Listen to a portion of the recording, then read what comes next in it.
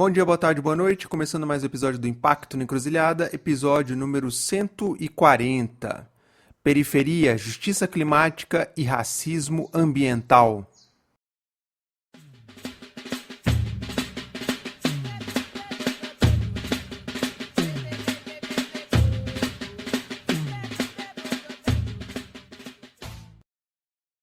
Bom, e nesse episódio eu recebi a Mariana de Paula.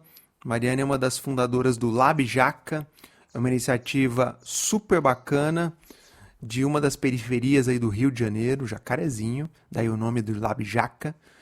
E a galera trabalha com dados para gerar cidadania, né? Cidadania ativa. Muito bacana o trabalho que a turma realiza. E eles também atuam em rede, né, com vários outros coletivos e organizações periféricas aí pelo Brasil adentro. Mariana comentou um pouco mais sobre esse trabalho, sobre como ela entrou, né, acabou entrando na área de impacto socioambiental. Ela já passou pelo BNDES Garagem, atuou lá no consórcio em que a Artemisia participou. Uma atuação super bacana, uma jovem aí profissional, formada em engenharia de produção, já trabalhou na Petrobras e hoje está desse lado de cá, digamos, do balcão. Que bom, né? Tem uma trajetória super interessante e foi convidada, né? Foi selecionada para participar para ganhar uma bolsa, enfim, estudar um tempo aí numa iniciativa da Universidade de Columbia, dos Estados Unidos. Ela conta um pouco mais sobre essa oportunidade, super legal mesmo. Bom, é um papo bacana porque também reforça essa questão da não linearidade, né, das trajetórias. Isso tem aparecido muito por aqui em outras conversas também. Então é legal reforçar isso, jogar luz nisso, de que você que está ouvindo, está às vezes incomodado com a sua formação e acha que não tem nada a ver com a área de impacto, lê do engano, tá? Porque cada vez mais a gente está vendo que, né, a coisa é não linear mesmo, e que bom, né? Então temas que aparentemente não tem nada a ver, quando a gente conversa com as pessoas, tem tudo a ver e tem muita gente trilhando esses caminhos não convencionais e isso me anima bastante. Então é isso. Um papo delicioso com a Mariana e, sem mais delongas, partiu para o papo. Se eu caio, o swing é pra me consolar. Porque essa vida não tá mole, eu faço assim para me segurar. Esse funk é tiro de canhão, rajada de metralhadora. Que situação esse país na emboscada, mas existe a divisão. Com a boca escancarada, faço esse protesto em forma de oração. Olá, Mariana, tudo bem? Bem-vinda. Muito obrigado por você ter aceito o convite para a gente conversar, trocar essa ideia. Para a gente começar, se apresenta, conta um pouquinho de você, seja bem-vinda.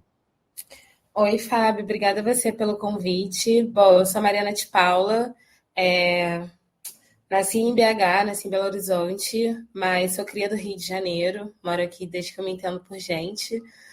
Eu sou cofundadora e diretora executiva de uma organização chamada Labjaca. O Labjaca é um laboratório de pesquisa, geração cidadã de dados e construção de narrativas sobre favelas e periferias, que busca traçar ações que representem as reais demandas dos moradores e das instituições locais. Então, basicamente, a gente trabalha com produção de insumos e dados, através dessa metodologia que é a geração cidadã de dados, para gerar informações, enfim, fornecer esses insumos que ajudem na construção de políticas públicas que transformem a vida dos moradores baseado nesse protagonismo, né, dessa demanda prioritária que o morador identifique. E a partir daí a gente consiga fazer essa incidência, articulação, para que recursos, orçamentos públicos, projetos de lei sejam construídos a partir desse protagonismo, desse saber que vem do morador. Eu sou formada em engenharia de produção pela Unirio, aqui no Rio, né, com MBA Júnior em gestão de negócios. Fiz especialização também em gestão de projetos. E é isso, hoje eu estou só no Labjaca. Até janeiro eu atuava também como coordenadora de planejamento e gestão de um programa do BNDES, que era o BNDES Garagem Negócios de Impacto Socioambiental. É um programa de aceleração de startups que se preocupam em causar esse impacto socioambiental no seu produto, no seu serviço, no seu modelo de negócio. E também sou conselheira no Comitê de Monitoramento das Políticas Institucionais de Promoção da Equidade Racial da Defensoria Pública do Estado do Rio de Janeiro, que a gente chama de Coopera. Bom, essa sou eu, tenho 29 anos, completando 30 aí no mês que vem, residente do Rio, e é isso. Que bacana. Bom, você já iniciou trazendo alguns chapéus, a gente fala já na sequência sobre eles, mas antes eu queria explorar um pouquinho mais de você. Conta um pouco mais de você. Você colocou, bom, eu sou mineira, mas me considero carioca. Conta um pouquinho mais da tua trajetória e como é que você foi parar nessa agenda de impacto social. É isso, eu nasci em BH e vim para o Rio porque meus pais na época passaram no concurso público, então eu sou cria do Rio, mas eu sempre faço questão de dizer que eu vim de Belo Horizonte, apesar disso ser questionado o tempo inteiro por causa do meu sotaque, por causa das gírias, etc. Mas é porque toda a minha família tá lá, enfim, tudo que eu conheço de lar e de família se encontra em Belo Horizonte, tirando os amigos que a gente vai fazendo pela vida, né? Então, faço questão de dizer que eu venho de BH. Mas, enfim, vim para o Rio, moradora do subúrbio desde sempre, cresci na Água Santa, depois me mudei ali para o Jacaré, Caxambi, e fui parar nessa agenda assim, especial, especialmente olhando para impacto social, socioambiental, de maneira bem genuína, eu acho, na verdade. Na faculdade, a minha formação é em engenharia de produção, mas na Unirio eu tinha a ênfase, né, era em produção cultural. Então, aprendi ali todos os processos que estavam vinculados, que fazem parte da engenharia de produção, mas tinha também os processos que olhavam para a produção cultural. E olhando para isso, em uma das... A gente é produção cultural 1, 2, 3 e 4, né? Em uma das matérias de produção cultural, eu passei por uma reflexão a convite do professor, assim, da metodologia mesmo, da dinâmica das aulas do professor, que eu acabei esbarrando na ideia do direito à cidade, direito ao lazer pelos moradores. Então, fazia muito ali tentava fazer uma provocação, ou na verdade ele que fazia essa provocação na época, sobre acesso ao teatro. Ele também era formado em teatro também pela Unirio, além de engenheiro. Então, professor Manuel Fricks, inclusive, eu agradeço muito, porque ele contribuiu muito para a minha formação, assim, como pessoa. Mas ele fazia essa provocação de direito à cidade, e aí eu comecei a me questionar sobre o acesso aos espaços de lazer. Então, quando a gente pensava ali sobre vou levar a minha família ao teatro, ou vou levar a minha família ao cinema, o custo que envolvia, né? Se você era uma família de 4 pessoas, o custo que envolveu o transporte dessa família até o teatro, o custo que envolver acessar o teatro, então os ingressos, o custo que envolveria sobre você comprar um lanche, né? Você sai com crianças, você sai com filhos, e aí você quer lanchar, você quer também ceder esses momentos de prazer para os seus filhos, o custo atrelado a isso e o custo de volta para casa. Então, a provocação que a gente ficava, o exercício da reflexão que a gente pensava quais são as possibilidades de lazer que estão disponíveis para pessoas aí no lugar de onde eu vinha de subúrbio, né? Se eu quisesse ir para o teatro, quais eram as possibilidades que eu tinha perto de casa? Se eu quisesse ir à praia, era possível? Quanto que isso ia me deslocar de recurso, e não só recurso financeiro, tempo, etc. Então, por ali eu já comecei a meio que desenvolver esse senso crítico de pensar em impacto social, impacto socioambiental. Enfim, continuei a faculdade, eu era estagiária da Petrobras na época, trabalhava ali só com OPEX, CAPEX, resultado, enfim, controle de produção, 100% ali no olho assim, da engenharia. E perto ali de me formar, eu fiquei, cara, está acabando a faculdade, eu era prestadora de serviço, depois de um tempo tem um limite, né, ainda de estágio, então era 2 anos, e aí depois de eu ter fechado os 2 anos da Petrobras, eu fui contratada como prestadora de serviço.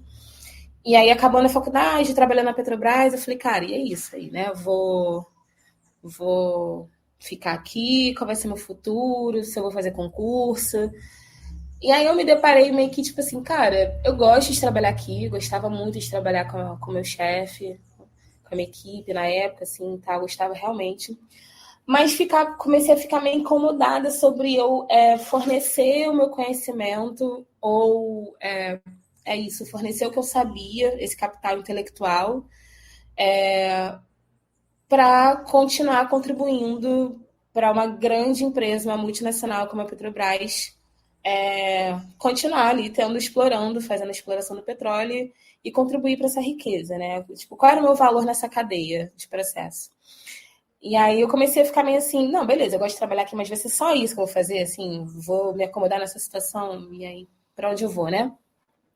E aí, durante esse meio tempo todo, eu fui convidada, ou eu vi, na verdade, eu vi no Instagram um projeto que era o NICA Jacarezinho, é um pré-vestibular comunitário, que nasceu na favela do Jacarezinho, hoje expandiu, está no Manguinhos, que é uma favela vizinha, mas tinha uma chamada ali para o NICA para ser professora de matemática. E aí eu falei, pô, eu não sou professora de matemática, mas sempre me dei bem com as exatas, né? Não à toa fui para engenharia e gosto e tal, fui monitora e etc. na faculdade. Falei, acho que pode ser uma boa, assim, né? Tá aí, então não vou ficar só aqui sentada produzindo relatórios, né? Vou também, então, contribuir para essa outra esfera, assim, da sociedade. E fui dar aula, fui ser voluntária como professora de matemática do NICA. Logo no primeiro ano, a gente teve alguns alunos aprovados, mas 3 na área de exatas, assim, né? Que olhando para a específica da UERJ, tinham as exatas nas suas provas. Então, foram 2 para administração e uma para contabilidade, e um outro menino, Vitor, também, que foi para tecnologia da informação, se eu não me engano. Ou sistema da informação, mas foi para alguma área assim da tecnologia, e eu fiquei muito feliz, né? Assim, não por mim, mas hoje de pensar nessa possibilidade de contribuir para que outros alunos acessem o ensino público de qualidade. Pensando assim na minha trajetória, a educação foi uma coisa que meus pais nunca abriram mão, assim. Então, até mesmo o fato de eles terem passado para o concurso e terem vindo para o Rio de Janeiro, e o esforço que eles fizeram para manter a minha irmã. Eu tenho uma irmã mais velha, né? Em escolas boas, escolas particulares boas, enfim, para a gente acessar uma boa faculdade e tal. Então, eu sei o quanto que eu acessei determinados espaços e oportunidades através do estudo. Então, o quanto que eu estava contribuindo para que outros alunos, outros jovens negros de favela ou de subúrbio também tivessem o estudo ali como porta de entrada para outros espaços, né? Para além daquilo que normalmente está posto ali para a gente enquanto juventude negra. E, enfim, acabou que o projeto foi crescendo, eu virei coordenadora financeira do projeto, e aí a gente continuou ali desenhando propostas e planos de expansão e etc., captação de recurso, até que veio a pandemia. Eu recebi o convite de um menino, Thiago, para construir uma campanha que a gente chamou ali de Jaca contra o Corona. Então, foi uma movimentação, todos os projetos sociais da favela do Jacarezinho tiveram que ser interrompidos, né, por conta do cenário que a gente vivia. E aí ele era cria do Jaca, a gente ali circulando pelo Jacarezinho também como professores, né, coordenadores do projeto. A gente se uniu junto com outros projetos e pensou, vamos criar uma campanha de distribuição de cesta básica, distribuição de informação, para que a favela não morra, né? A gente tinha na época um presidente ali que enfatizava sobre só ser uma gripezinha, então a gente ficava muito preocupado como que os moradores podiam também absorver isso, né, diante da necessidade mesmo de continuar acessando a sua renda, que já era de maneira informal, de maneira autônoma.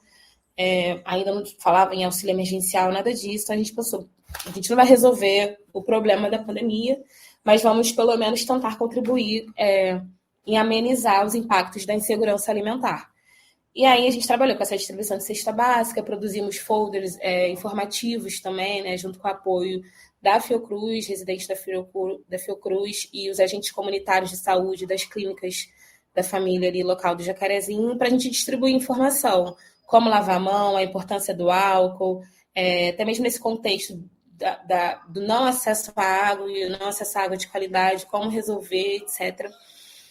E aí, para a gente distribuir essas cestas básicas, a gente meio que construiu um formulário, na época, assim, isso já vai lá para os seus 4 anos, com a expectativa de, inicialmente, só saber quem eram as pessoas que a gente estava atendendo, de onde elas estavam vindo e tal. Então, ali, de maneira bem genuína, construir ter esses dados ali de quem eram essas pessoas. E aí, no formulário, a gente levantou questões atreladas à Covid. Então, a gente não era médico, né? Não somos até hoje, ninguém se formou no LabJac em Medicina, mas diante das recomendações da OMS, de tudo que a gente via com os residentes do Fiocruz, com as notícias que eram veiculadas, a gente fez algumas perguntas, colocou algumas perguntas no questionário para ter algum indicador possível relacionado à Covid-19 no Jacarezinho.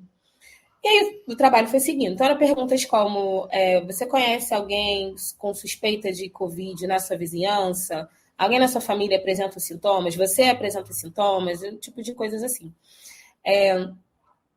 E aí, numa tarde, assim, nesse processo da campanha, em alguma tarde, a gente assistiu o jornal local aqui, o RJTV, dizendo que o complexo Jacarezinho e Manguinhos, que são favelas vizinhas, tinham 12 casos de Covid. 7 no Manguinhos e 5 no Jacarezinho. Se não me engano, era esse número.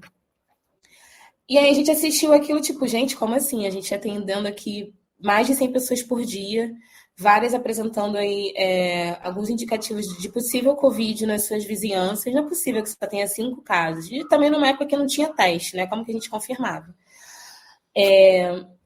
Mas essa disparidade de dados começou a chamar a nossa atenção, de tipo, quais os dados que a mídia veiculava, o que aparecia ali nos jornais, de maneira geral, sobre favelas e periferias, e os dados que a gente tinha sendo produzidos. E aí, daí nasceu o LabJaca, e aí eu acho que eu inicio de maneira... Eu não vou dizer de maneira concreta, porque eu acho que desde o NICA eu comecei a ter essa atividade, essa preocupação com o impacto socioambiental na esfera da educação, principalmente, mas depois isso desenrola e se aprofunda com o nascimento, com a fundação do LabJaca. E aí eu estou aí nessa jornada há 5 anos. Você dirigindo, o outro tá rezando, alguns se divertindo, muitos precisando, poucos conseguindo, se todos realizam algo, o mundo segue seu caminho. Que bacana, que jornada incrível, hein, Mariana? Muito, muito legal. E eu te provoquei a contar, a voltar um pouco atrás, porque acho que é legal contar um pouco desse percurso. E para quem está Uhum. ouvindo a gente, também ressaltar que às vezes a gente busca uma certa linearidade nas trajetórias e isso não existe, né? Então, sim, é uma engenheira de produção que trabalhou com cultura e que, né, tem uma trajetória de impacto socioambiental e outras que virão e muitas outras possibilidades. Então, acho legal destacar isso. Eu queria te perguntar, para fechar esse capítulo do LabJaca, como é que paga a conta? Como é que pé que está hoje o LabJaca? Institucionalizou? Como é que conta um pouquinho desse lado? A gente se institucionalizou enquanto associação, né? Então, nós somos uma ONG, que a gente conhece aí de maneira mais resumida, né? Como ONG, uma organização não governamental. E foi um longo processo até a gente alcançar, de certa forma, hoje, nosso equilíbrio institucional.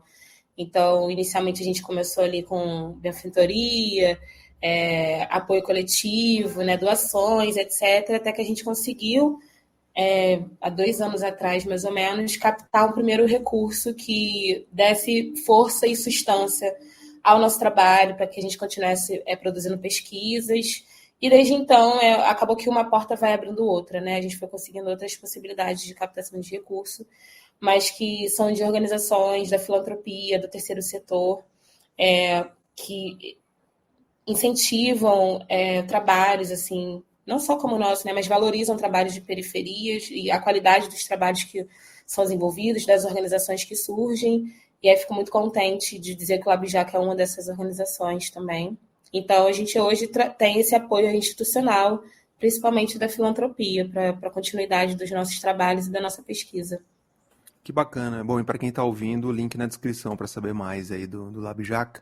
E o outro chapéu que você colocou também no início, Mariana, você falou, olha, eu estava nesse projeto, terminou o contrato, tal, que é o vínculo, que é o BNDES Garagem. E você estava via com o chapéu, com a camiseta da Artemisia. Conta um pouquinho dessa experiência também.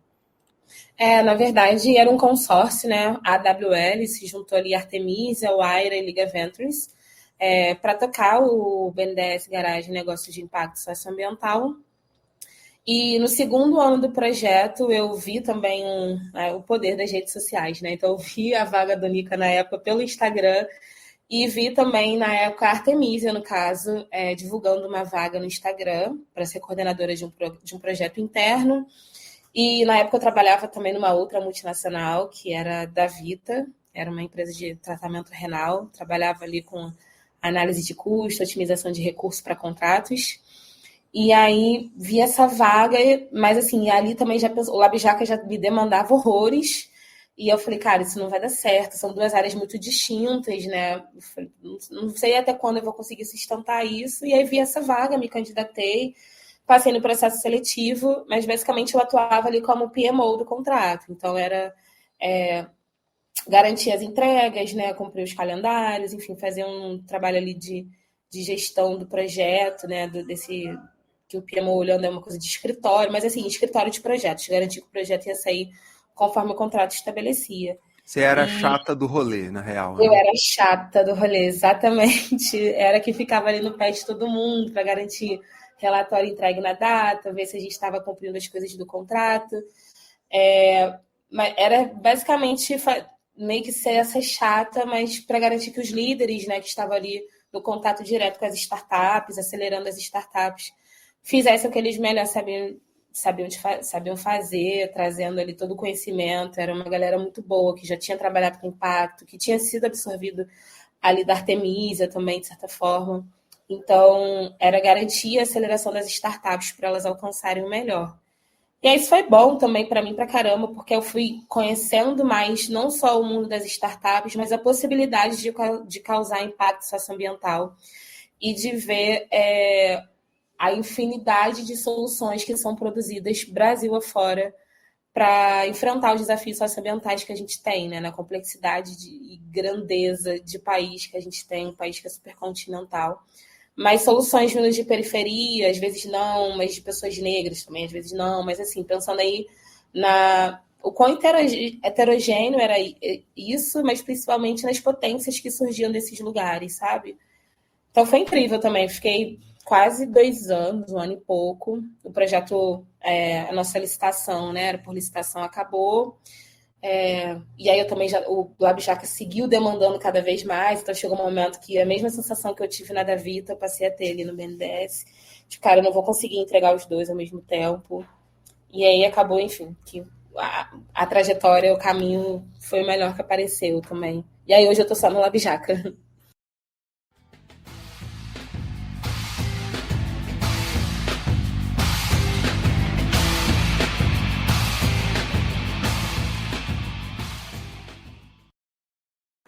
E, bom, eu vi um anúncio, acho que foi no LinkedIn recentemente, que você foi selecionada para um programa da Colômbia, Universidade de Colômbia. Conta um pouquinho dessa história. É um programa que a Universidade de Colômbia tem, voltado para mulheres, mas pensando nesse processo de formação de lideranças femininas. A tradução do curso é essa, assim.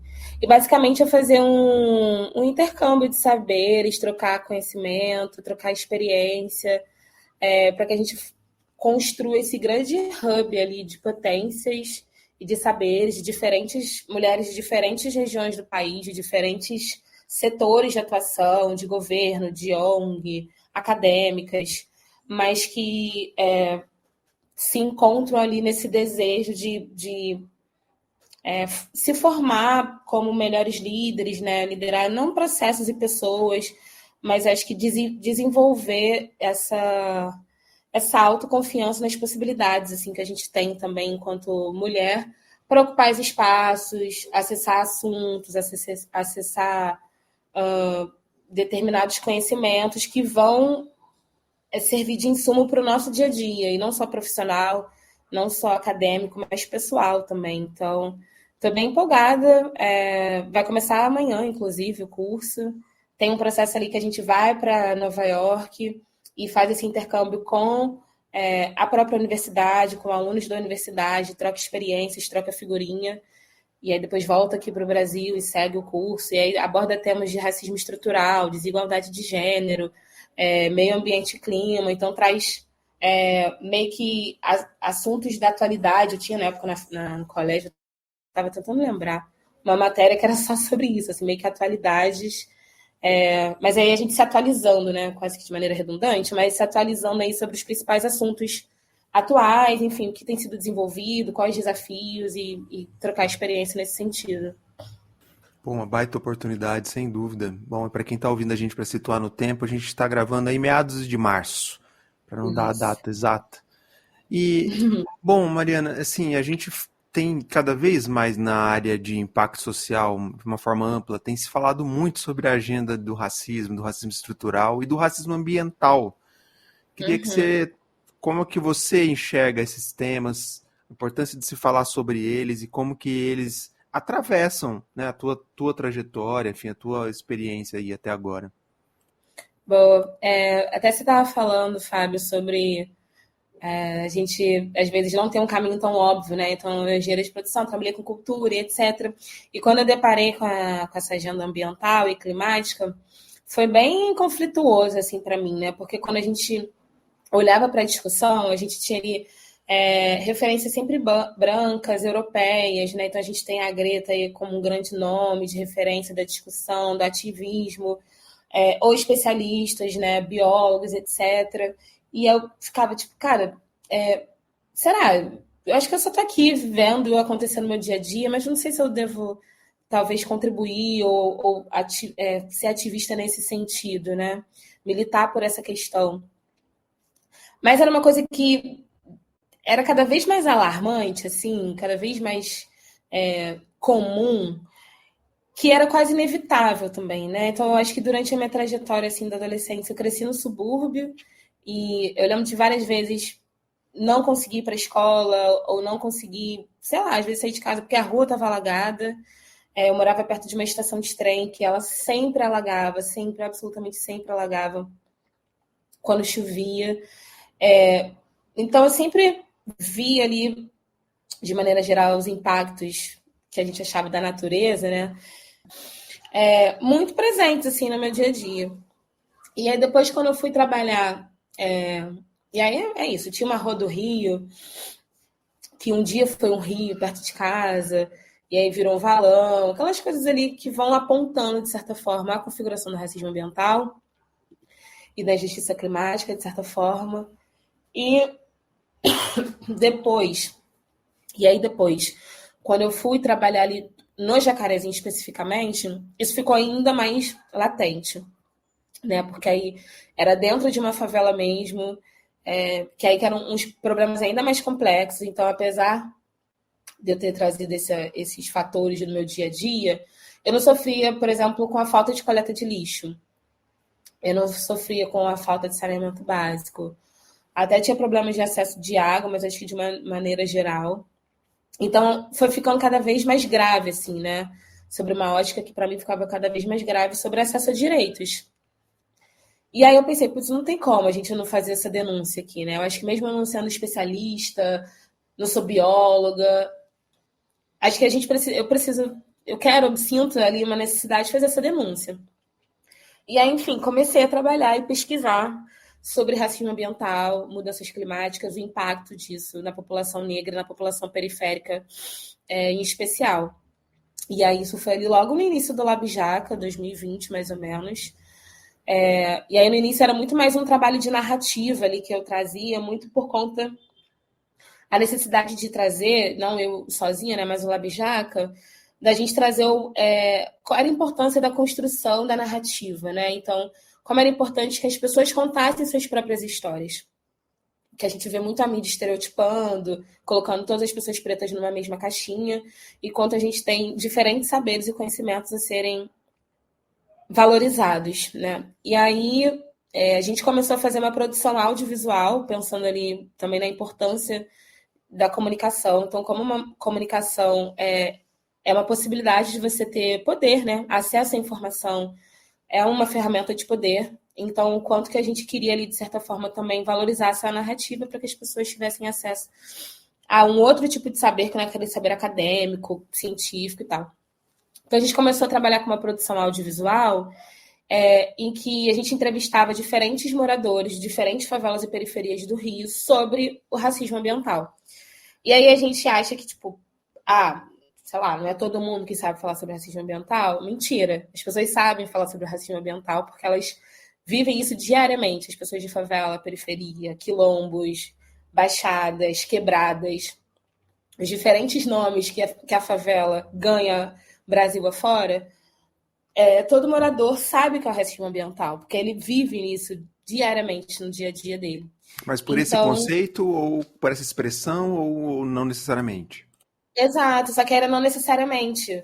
Então, quando a gente entrevista uma senhora moradora do Complexo do Lins, e ela diz que a casa dela enche, que ela perde as coisas toda vez que chove, que ela vê e que ela trabalha numa casa da Zona Sul e que ela sai de casa, tipo, o bairro ou a rua dela tá em condições insalubres, mas quando ela chega na Zona Sul só tá chovendo, nem parece que é o mesmo mundo, nem parece que é o mesmo Rio de Janeiro. Ela não vê o patrão, ou o filho do patrão, ou qualquer pessoa deixando de trabalhar, ou deixando de ir ao mercado, deixando de ir a uma clínica de saúde, porque choveu. Enquanto que, quando a gente olha para as periferias, a gente costuma muito falar que o Rio de Janeiro é dividido por túneis, né? Então, quando a gente atravessa o túnel da Zona Sul para a Zona Norte, é uma outra cidade, uma cidade que a gente não tem florestamento, não tem acesso a áreas verdes, não tem acesso a parques urbanos de maneira geral, qualidade do ar, etc. Então, elas traziam ali na narrativa dela o que era o racismo ambiental sem saber se apropriar do termo. Então, a partir daí que foi ainda mais evidente, latente, a necessidade de trabalhar com isso, porque você não precisa ser um especialista no assunto para denunciar o racismo ambiental e a injustiça climática. Acho que basta você se identificar como indivíduo da sociedade, né? E pensar que o problema, beleza, não é um problema meu, eu realmente não tenho problema hoje de sair de casa, mas é um problema que atinge uma outra parte da sociedade. E enquanto, nesse sentido, acho que se todo mundo pensasse assim de maneira geral, e aí eu nem digo só para as questões climáticas, acho que para as questões raciais, questões de gênero, se a gente pensasse em trabalhar esse coletivo, o avanço seria muito maior nas discussões e na pressão, né, por construção de políticas públicas, enfim. Mas voltando para a agenda ambiental e climática, foi a partir daí que eu comecei a trabalhar com isso e pesquisar, me debruçar sobre o tema. E aí eu, por minha vez, também já fui ali atrás, de fato, da definição dos termos, de entender como surgiu, em que época surgiu, que contexto surgiu, onde o Brasil está aqui agora, aonde o Brasil se encaixa nessa janela e etc. Então, aí são uns 3, 4 anos, assim, me aprofundando, não me considero especialista de nada, mais uma desesperada em não ver as mesmas práticas sendo reproduzidas ao longo dos anos e simplesmente sentar em cima disso achando que, putz, é normal. Ah, tá chovendo, a Baixada Fluminense alagou de novo. É normal, a Baixada sempre alaga. Será que é normal mesmo? A gente vai continuar normalizando essas situações em que as pessoas ficam em situações vulneráveis, são depreciadas, enfim, sofrem risco de vida, de saúde. Não pode ser normal a gente normalizar isso. E aí cheguei nessa agenda ambiental e climática. Que chegou e que espero que você continue nela por muito e muito tempo, porque realmente a agenda precisa de gente que tem esse perfil de agarrar com unhas e dentes e ir pra cima. Muito legal mesmo. Se eu caio, o swing é pra me consolar. Porque essa vida não tá mole, eu faço assim para me segurar. Esse funk é tiro de canhão, rajada de metralhadora. Que situação, esse país na emboscada, mas existe a divisão. Com a boca escancarada, faço esse protesto em forma de oração. E pra gente fechar, Mariana, papo maravilhoso, agradecer demais aqui pela troca. Para quem tá ouvindo a gente, que iniciativas legais, coisas bacanas que estão rolando, que você tem visto nessa agenda racial, seja ambiental ou não, mas que vale a pena dividir com quem tá ouvindo? Nossa, eu acho que eu não teria tempo aqui de eu dizer todas, assim. Vou dizer meus principais parceiros de trabalho, que eu conheço de maneira bem próxima, mas tem muitas Brasil afora, né? A gente tem expandido o nosso plano de atuação do LabJaca a nível nacional e tendo a oportunidade de conhecer outros projetos, outras organizações que estão ali desenvolvendo as suas tecnologias sociais para enfrentar os desafios, né, que elas encontram. Mas acho que eu posso começar pela Visão Coop, é uma organização da Baixada Fluminense aqui do Rio de Janeiro. eles desenvolveram uma tecnologia social que eles conseguem monitorar as enchentes na Baixada, especialmente ali em Queimados, de onde eles vieram, e fazer essa incidência política, né? Tanto de comunicação quanto engajamento da sociedade. E conseguiram aí no último ano, com esse trabalho aí que eles foram desenvolvendo, diminuir o número de notificações relacionadas a enchentes em Queimados por conta dessa tecnologia que eles desenvolveram. Então tem a visão co-op. Eu acho que o NICA continua sendo um projeto aí crescendo, aprovando alunos, né, dando a oportunidade de alunos acessarem ao ensino público de qualidade. Então, recomendo demais o NICA. Recomendo a Payback também. A Payback é uma organização que acredita no poder do esporte como uma ferramenta de transformação social. E aí eles trabalham muito ali com o basquete. Então, utilizam o basquete. A gente sempre vê o futebol, né, como o principal esporte ali das favelas, das crianças. Mas a galera pensa e constrói a Payback também, nesse sentido, olhando o basquete como essa possibilidade. Deixa eu ver o que mais. Eu tenho o coletivo A Caboca, que são de organizações, é uma organização composta por mulheres lá no interior do Pará, Capanema, e que colocam ali a mulher como principal protagonista na busca por justiça climática, desenvolvendo essas mulheres que ali no seu dia a dia trazem esses incentivos. O Resiste Enem também é uma organização do Pará, que pensa ali o WhatsApp como uma ferramenta, utiliza o WhatsApp como uma ferramenta de educação, uma tecnologia para aproximar os alunos e fornecer esse ensino. Tem a Corre é uma empresa de São Paulo que trabalha fazendo conexões de potenciais organizações periféricas com potenciais parceiros. Então, basicamente, ela trabalha ali, foi fundada por 3 jovens negros ali de São Paulo, por 3 caras pretos de São Paulo, mas atua como essa ponte, né, de possibilidades entre organizações que normalmente não acessam esses recursos ou não acessam as pessoas e as instituições que têm os recursos, e, por outro lado, por eles acessarem esses recursos, fazer essa conexão, tipo, olha esse projeto, olha esse portfólio, olha essa possibilidade. Enfim, muitas outras organizações que trabalham e que estão aí juntas, trabalhando de maneira colaborativa também, né, para encarar esses desafios sociais que a gente tem. Massa demais. Bom, quem está ouvindo, o link na descrição, e se quiser depois saber mais, pega aí o contato da Mariana também na descrição, e ela vai poder indicar outras iniciativas. Eu acho que é legal trazer isso, Mariana, porque muita gente acha que a gente só traz uma visão mais crítica aqui no papo e não oferece exemplos, né, concretos de iniciativas potentes. E tem muita coisa rolando no Brasil adentro. Você deu uma pincelada aqui, mas se a gente explorasse, ia longe. E te agradeço demais por isso. Para a gente fechar, Mariana, te convido a você fazer um merchan final. Divulga aí o que você quiser. Obrigado mais uma vez pelo papo. Boa, Fábio. Obrigada a você pelo convite. Acho que convido as pessoas a acompanharem o trabalho do LabJaca. Nesse momento, meados de março de 2024, a gente, por conta de todo o trabalho que a gente está desenvolvendo, a gente está passando por uma reestruturação, mas que responde, na verdade, à atuação nacional que o Lab tem feito.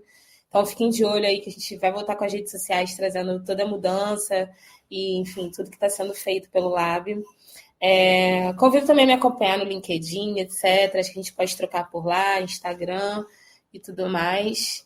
E eu acho que o último merchan talvez um convite ou um pedido, talvez a gente atuar ali de maneira colaborativa, né? Eu acho que o mais recente projeto que o LabJaca vem tocando é a confluência das favelas, que é justamente colocar a periferia no centro do debate da discussão climática. Então, construir esse fórum permanente em que a periferia traga todo o seu protagonismo, todo o seu saber ancestral, científico, essas tecnologias sociais que são desenvolvidas para o centro dessa discussão, né, para que a gente seja contemplado enquanto povo preto, quilombola, indígena, mulheres, nós sejamos considerados na construção de políticas públicas, sejamos considerados nos processos de negociação. Então, que a gente faça esse intercâmbio aí de saberes entre as organizações, mas também entre as esferas que têm ali o poder de decisão, o poder público, a academia e tal.